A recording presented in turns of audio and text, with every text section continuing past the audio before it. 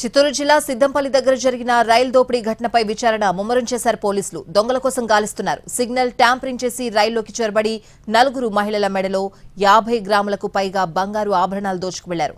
మైసూరు నుంచి తిరుపతి వెళ్తున్న చామరాజ్ నగర్ ఎక్స్ప్రెస్ గురువారం తెల్లవారుజామున 2 గంటల సమయంలో చిత్తూరు కాట్పాడి మధ్య సిద్దంపల్లి రైల్వే స్టేషన్కు వస్తోంది.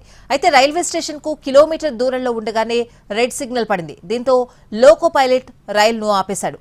అప్పటికే అక్కడ మాటు వేసిన దొంగల ముఠా ట్రైన్ బోగిలోకి చొరబడ్డారు. లైట్లు ఆపేసి మహిళల మెడల్లోని బంగారు గొలుసులు దోచుకు వెళ్లారు. మహిళలు కేకలు వేయడంతో లైట్లు వేసి చూడగా అప్పటికే దొంగలు పరారయ్యారు. రైలు తిరుపతికి చేరుకున్నాక బాధితులు రైల్వే పోలీసులకు ఫిర్యాదు చేశారు. ప్లాన్ ప్రకారం చోరీ చేసినట్లు గుర్తించారు పోలీసులు. సిగ్నల్ వైర్ కట్ చేసి రెడ్ సిగ్నల్ పడేలా చేశారు. సిద్దంపల్లి రైల్వే స్టేషన్ కు కిలోమీటర్ ముందుగానే రైలును ఆపేశారు. ఈ నెలలో ఇది 3వ ఘటన. ముంగిలిపట్టు దగ్గర 2 దోపిడీలు జరిగాయి.